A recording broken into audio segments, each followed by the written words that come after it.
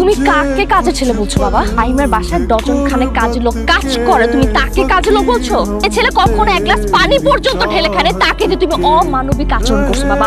অনেক পরিশ্রম করেছো। ওর একটাই ভুল যে ও তোমার মেয়েকে অসম্ভব ভালোবাসে। তুমি যে দেখছো যে রায়হান সাহেব তার স্ত্রী, তুমি কি ভাবছো তারা কারা? তারা ফাহিমের বাবা মা। এই প্রত্যেকটা মানুষ লন্ডনের সব সুখ শান্তি ত্যাগ করে শুধুমাত্র তোমার মেয়ের জন্য এইখানে আছে। অনেকবার বলেছি ওকে চলো পালিয়ে যাই, আমার বাবা কখনো মানবে না, চলো পালিয়ে যাই পালিয়ে যাও, কখনো রাজি হয়নি। শুধুমাত্র তোমার সম্মানের কথা চিন্তা করো। তুমি যে তোমার বংশের অহংকারের কথা বলো না, আমি ওকে অনেকবার বলেছি আমার বাবা এই অহংকারের ঊর্ধ্বে গিয়ে আমাদের ভালোবাসা কখনো মানবে না। তার কাছে তার মেয়ের ভালোবাসা কিচ্ছু যায় আসে না, কিন্তু ও মানেনি, ও রাজি হয় নাই বাবা, শুধুমাত্র তোমার সম্মানের জন্য, এই ফ্যামিলির সম্মানের জন্য।